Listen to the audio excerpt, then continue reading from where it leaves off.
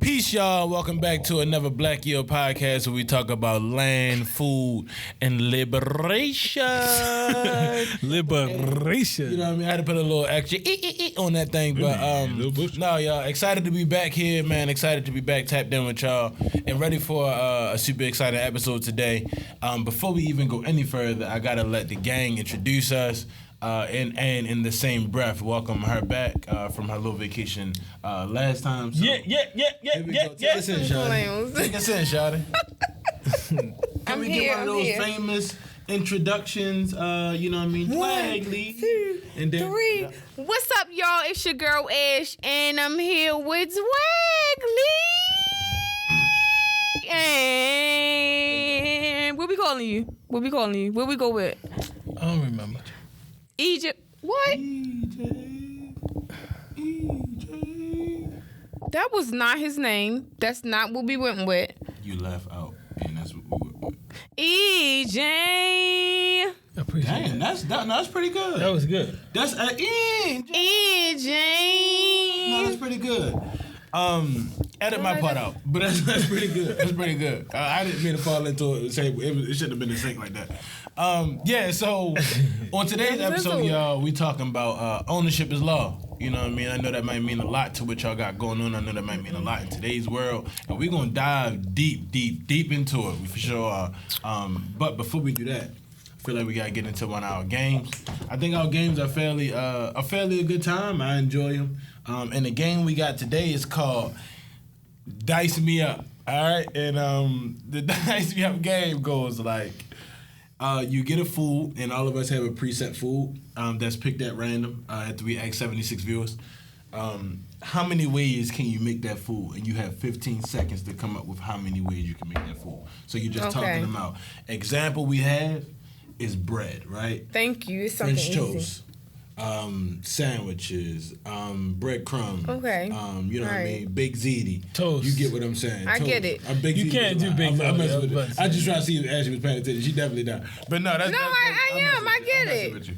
But yeah, so that's our game for the day. So yeah, I'm ready to dive in. I mean, whoever feeling thirsty, go first. Let me go first. Go first. Absolutely. Damn.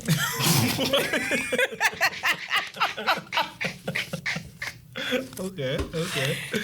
So I was trying to give a picture description of what it could look like when you get your food. So forgive me if I'm not the best drawer. okay.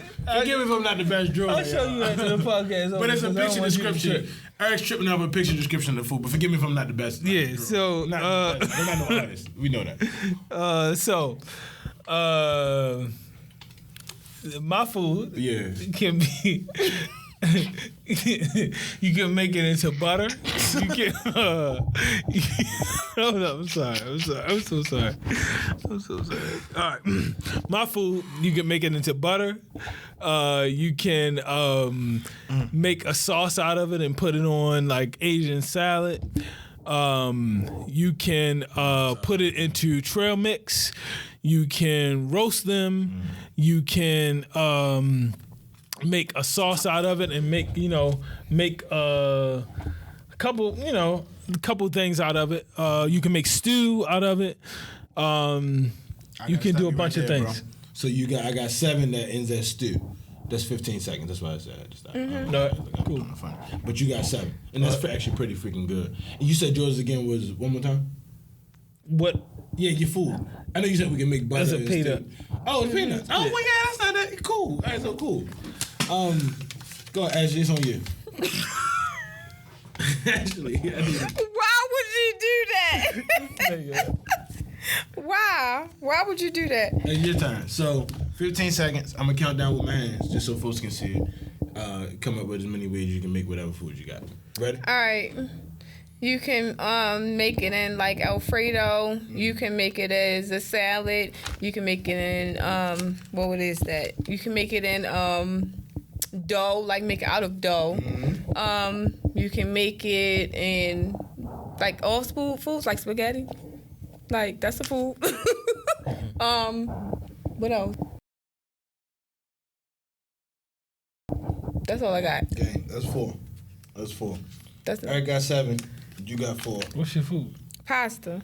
And your picture description was fair enough close, right? This was I don't know if it was walking, but it's what it was. I see we got Bernie Mac back up here. I'm gonna dive right into it. Like an animal. All right, so I need somebody to keep 15 seconds for me, but also somebody to keep counting my edit. All right, I'll do the time on my phone, and then you do the numbers. Okay. All right. Ready? Hold on. Nope. Ready. Nope. Not ready. Yeah. So yeah, you let me know when, because I know what my food is. Well, what is the picture? Does it fit the They got same? a picture. Yeah, all the pictures fit exactly what's on the paper. All right, go. Go.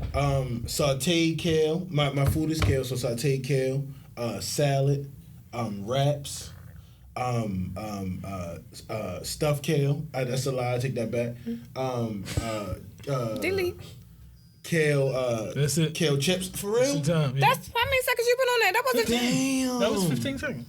All right, well, you want to, because I definitely was just getting to kale chips, and that was a reach for me. I ain't even gonna lie to you. We can take kale chips. How many was that? That was only 4, 4, 7. So yeah, you Mr. Big Stuff with the yeah. Apparently, y'all, we have a new we have a new champion to our opening game. Like to introduce EJ, and please don't get used to him too much. We'll be back here next time, and That's like I said. just want to let you know Thrones don't stay in the same space for a long time. So that's just. I look forward to the next episode. No, I am too. It's the food games are always a good time. Thank you for setting when it you up get for me to stuff like, win. Yeah, nuts pie. This was easy. Kale. Make it like this next time. Don't give me no games where I gotta use my brain. Okay. Yeah, Like cool. immediately. Yeah, I was going like generally write all the games out, but I didn't want nobody to steal them. You know, it's a bunch of imposters Right. in the hallway. Mm-hmm. Imposters. So look. And I'm all like, ain't paying to no mind. That's funny. No, yeah. While we are in good spirits, pick that up. We never dropped that. While Yeah, we I are in didn't good drop it. spirits, yeah, you didn't drop it this time. While we are in good spirits, and while we may be up here enjoying ourselves and having a great time, I think our topic for the day is very much necessary and very much relevant to, like I said, a lot of what's going on today and a lot of what needs to be going on today.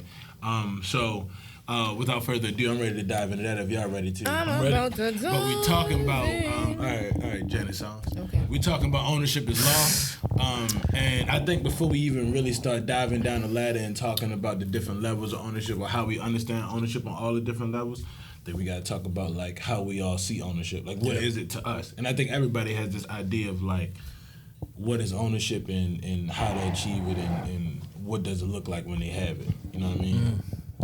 So yeah, I mean, then feel free to dive in.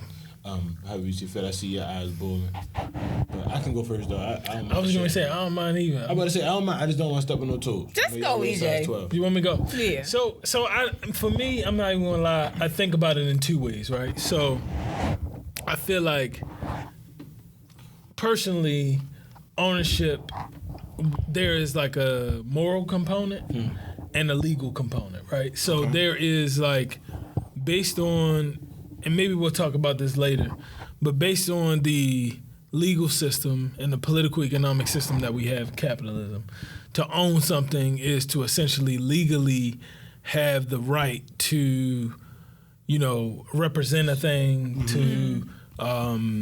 to benefit from a thing, and to essentially like have either based on whatever partnership, corporation, or so-called individual right to benefit from that thing. That's like the legal ownership. Right.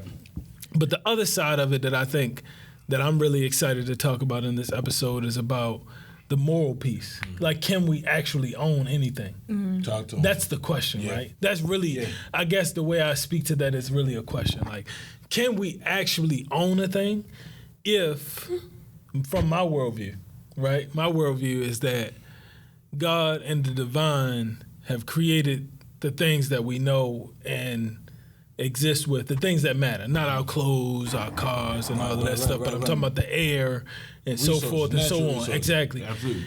can we own those things if we didn't make those things? You know what I'm saying? If we need those things and if those things were here before us, couldn't we own them? Right. You know what I'm saying? So we talking about two different things. So that's how I would like to open the conversation. And started to understand society more, imperialism, capitalism, all these different things. Started to understand, like, kind of having that same struggle of, like, how are we monetizing natural resources? Like, I think when we talk about ownership, I think it should be something that either has been created and sold by the person that created it. You know what I mean? As ownership, whether it's a house, whether it is a building, whatever it is, right? Intellectual property. Intellectual idea, whatever it is, but I think it has to be sold. I think it has to be created by a person, you know what I mean, and be sold. But I don't think that we could own natural resources. Now, I think we found a way to make us feel as if we could own them. Right, but in an event that a hurricane comes through and wipes all of this out, that ownership thing gonna be a whole different conversation. I'm almost sure about that, right? No, I'm being realistic because the issue I think where I run into and back in arrogance is that, like, I don't understand how you think you can own something that you can't control. We can't control water, Right. You know what I mean? Right. You can't control land, bro. You can't get, you know what I mean? You can't control air. Like, you know what I mean? I'm telling you right now, bro, we pay for air, water, and our land every month. And it's like, yo, like, we paying this because I feel like somebody has made their own rules around what it looks like to own these things, or the comfort around, like, operating or occupying the space. Because if you want to be real, we're all renting. You know what I mean? That's real. Like, this land don't belong to us. I got a house myself, you know what I mean, that I occupy and I stay on. But at the same time, I know, like, there's history on that land that was connected to folks way before I got there. So, as far as, like, how ownership looks and what it means, I think it's sideways sometimes. You know what I mean? I think there are things that we can own, and I think there are things that we believe we can own. And I think that's where we get the lines twisted up in reality. But also, under the lens of capitalism, under the lens of imperialism, all of that stuff just makes all this stuff, like, make sense, right? It makes it seem like everybody and everything can be sold, just like people that were sold, just like priceless artifacts, you know what I mean, that can be sold, just like animals that can be sold, things with living and breathing, things that have roles inside of the environment in order for us to even be here. You know what I mean? Like, you think about that. Imagine if somebody sold a forest and knocked all the trees down. Like, that changes the dynamic of the world. Not just, you know what I mean, just that area, that region, but it's almost like throwing that pebble into a pond and watching those waves ripple, right? So it's like, when you own something, you give the trajectory to understand that you can control this thing how you want to. It's yours, have it your way. But I also don't think that is the same thing, because if that was the case, then, you know what I mean, we would all also own firefighters. We would all also own, you know what I mean, resources to take care of our land. We would also own, you know what I mean, just things that would be essential to sustaining all the things that we, quote, own, unquote. You know what I mean? For me, I think I agree with that. And I think, though, there is a reality, though, that that distinction between the socio-political reality of, like, you needing to own something or having a title to something in order to, you know, be legit, if that makes sense, in the world that we live in. That's real. Which is messed up, right? Because I agree with what you're saying. Yeah, it's real. If you don't have your name on something, you can't change the game. Feel like you're behind, yeah. You know what I'm saying? If you so it's almost, to me, feels like there's a legal imperative to ownership, especially for those of us who are concerned with liberation, for those who are concerned with black power, for those who are concerned with black people getting ahead.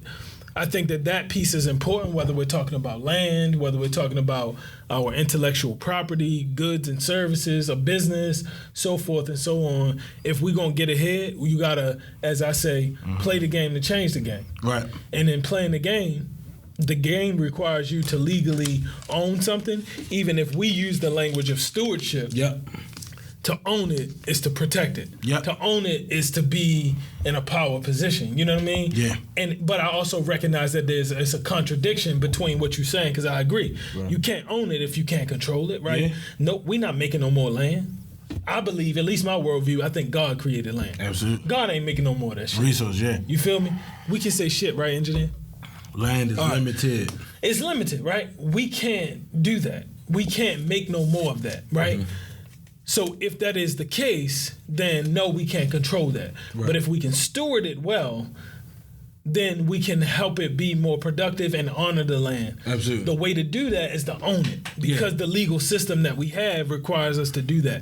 It's this conundrum that we got to deal with, because it's like, yo, I can't own this, but I legally need to own it if I'm going to respect it. Because if I don't, somebody else going to own it, and they might disrespect it. Absolutely. You get what I'm saying? By building some bullshit on it, or building something that just doesn't work. Yeah. So I think that, like, it's a difficult thing, because it's both of those things that exist at the same time. I don't think you can own something, but to be good stewardship. To be good stewards and to practice good stewardship, you have to own it. Yeah. It's a tough situation. I'm not gonna lie. I live with that every single day. Absolutely. Of like, I can't own land, but I need to have a deed on it if I'm gonna treat it the way I need to. Yeah. You get what I'm saying? That's Otherwise, real. Somebody else gonna do it. That's real. So that's kind of the conundrum that I find, especially the work that Black Youth Institute does, and that many other freedom fighters are doing on land, recognizing that we are we're only stewards on land. Yeah.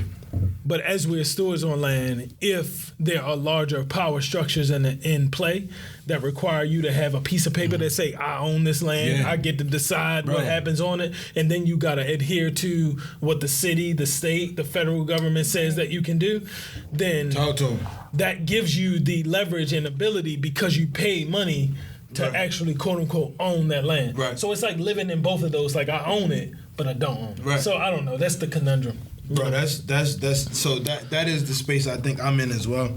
Just the idea of, like, what do we really own? Yeah. And when we own it, like, what do we really control, right? Because I think that ownership is a settlement thing, or it's like you know what I mean? This is yours. Enjoy it. Do what you want with it, right? But don't paint it red. Don't drive it on that street. And also make sure you pay me taxes on the fact that you're going to have it for X amount. You know what I mean? So it's like, for me, I feel like, in my eyes, you only want me to own something in a means to take away, or in a means for me to have to play a part in your society and contribute to your society, because this thing is inside of what would be your society, and now I own it. I'm responsible for it, right? So I think it's a different thing where those papers that we sign that are deeds give us responsibility. But I think to own some shit is when we get that pink slip.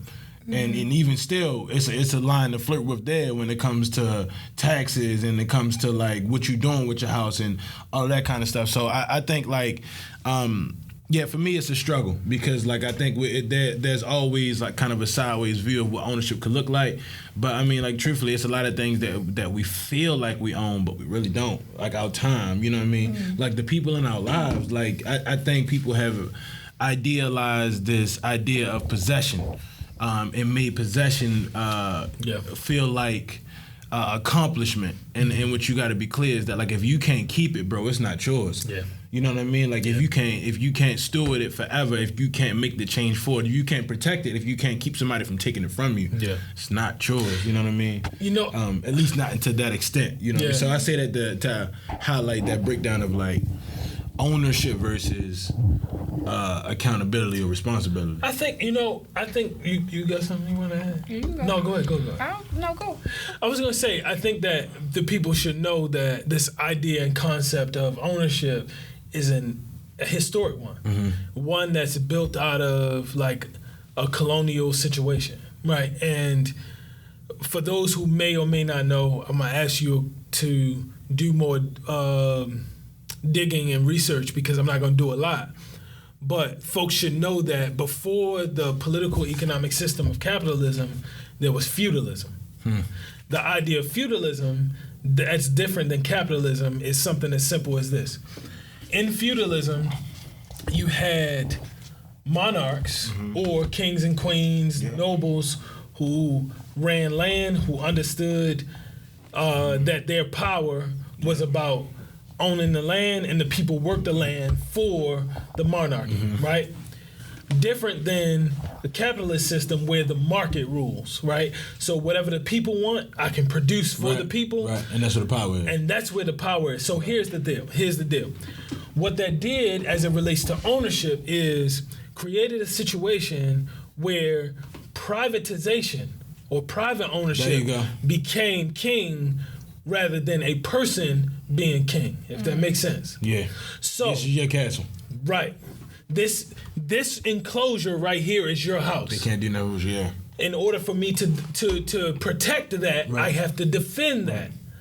Right. You can't come on my property unless I say so. A deed tells you that you can do it. Right. So the advent or the creation of capitalism as a new political economic system gave room for this idea of private ownership. There have been other projects of common ownership, like communism, socialism, where the people own the goods. But mostly what we see in the world is a projection and perpetuating of private ownership. Yep. I own this property. I own this intellectual property. I own this business. I own this. I. Right. Right? Right. And this individualism creates space for this idea of individual ownership. Right. Which conflicts with what you were talking about, what I feel is natural law. Because we are here with the land, because we are here with the deer and the trees and the frogs and the mistletoes. Somebody kiss me.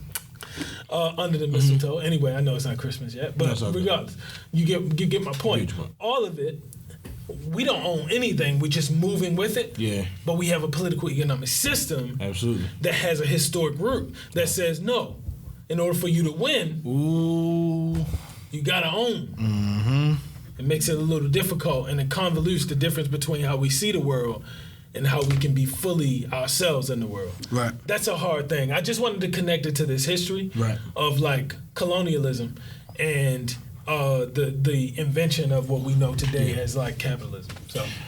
You want to say No, we said it already, or everything already. My fault. So I want to add something because I want to dive a little bit deeper into. I want to go into talking about like indigenous land, right? Folks that have been here way before we even thought about, or way before we even had a chance to occupy the land and spaces that we're on. But taking that layer back and taking back to what you said, Eric, I think it's ironic, man, that like. And this is just like kind of furthering the point more so, but I think it's ironic that like I got the power to tell somebody to stay off my lawn or stay off my property, but when the police come, I don't got nothing. I can't do shit. You know what I mean? Or we can say shit. I can't do nothing. You know what I mean? Or if the law comes, they get their rights, right? So then I say that to circle that back to like, who's really owning this? You know what I mean? Who really owns this, right?